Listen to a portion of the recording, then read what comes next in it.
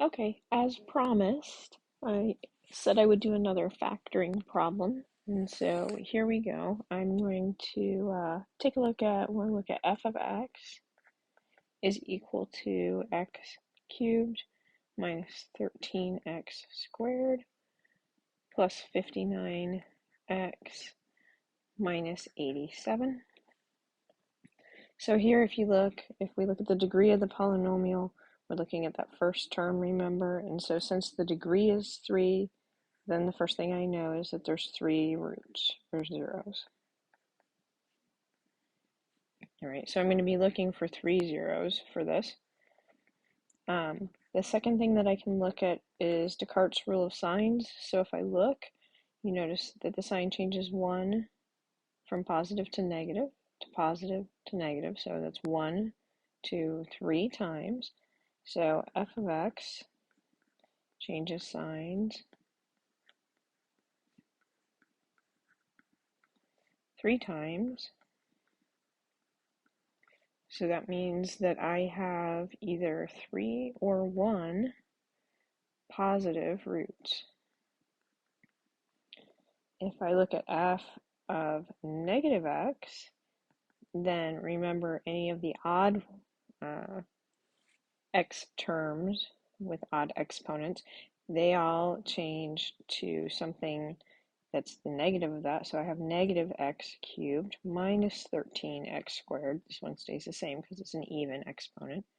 Minus 59x minus 87. So that has f of negative x changes signs 0 times.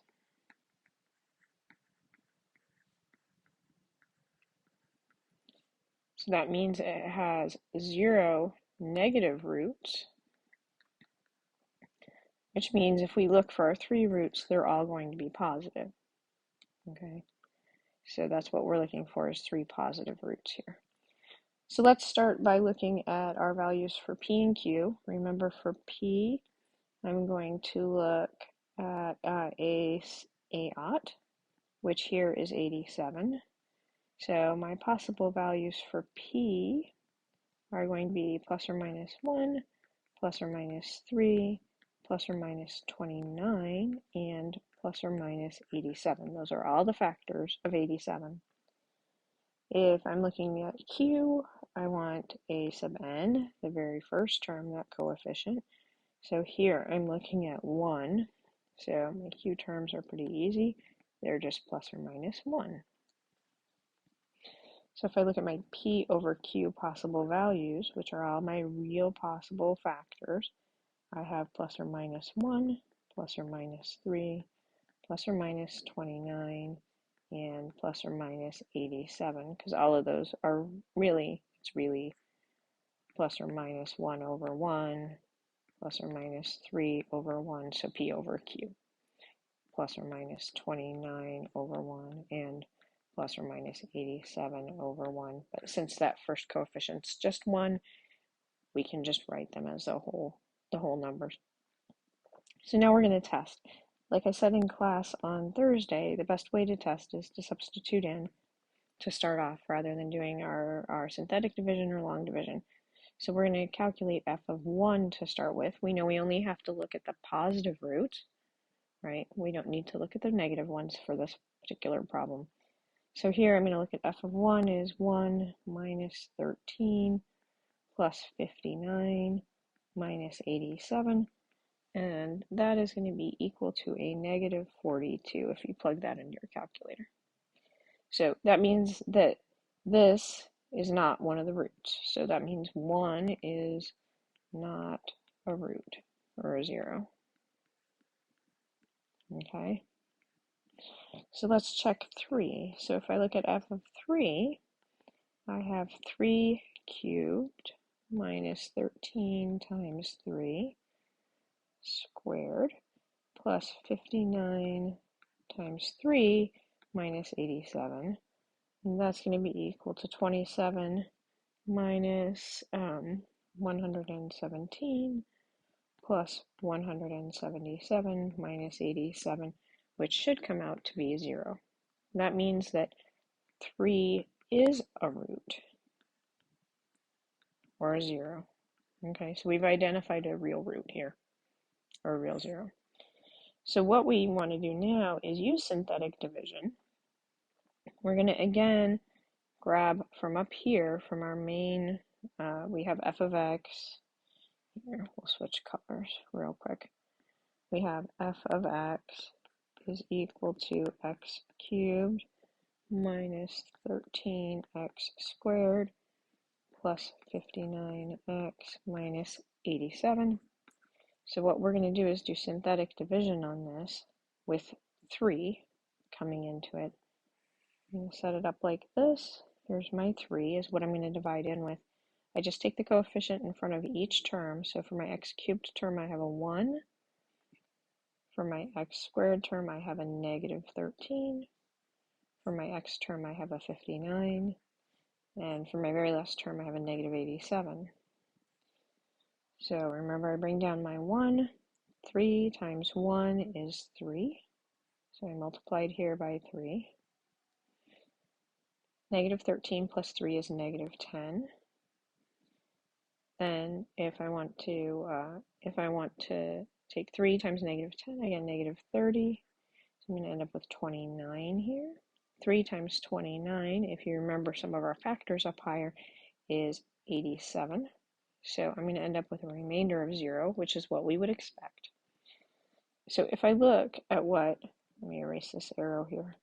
If I look at what this tells me, it tells me that if I have x minus 3 factored out of our initial f of x equation here, then I can actually say, let's write it out like this, f of x is equal to x minus 3 times x squared, this is the 1 coefficient, minus 10x, this is the minus 10, plus 29.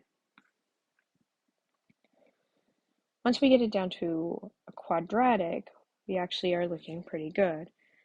So here, if I look at this, there are no factors of 29. 29 is a prime number.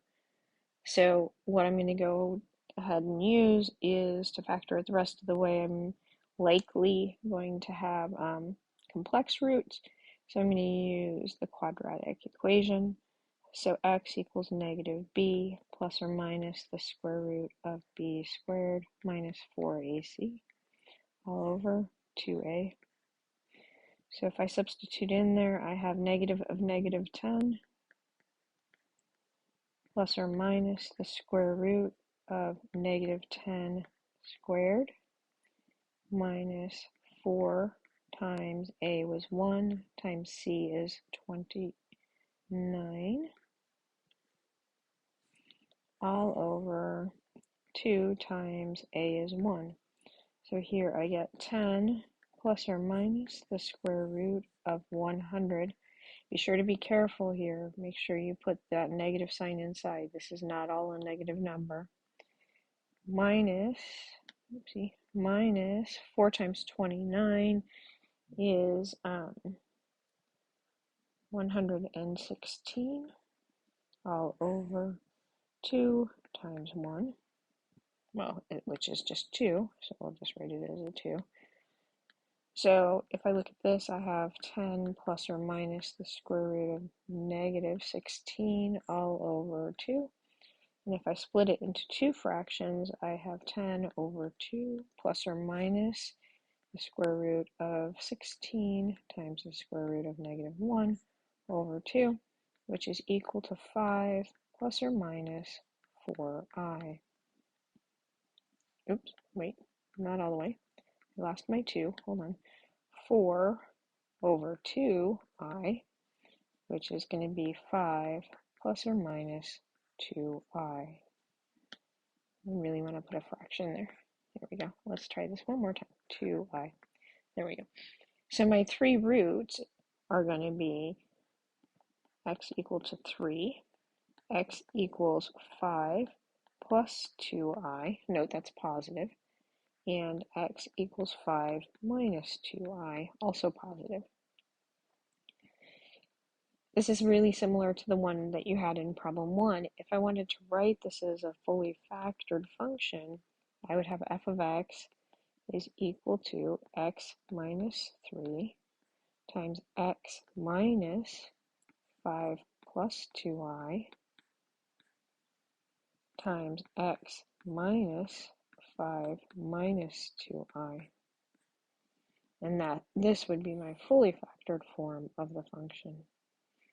All right, so I think that covers it better. Hopefully you understand better how to find the roots and how this process works. Let me know if you have any questions.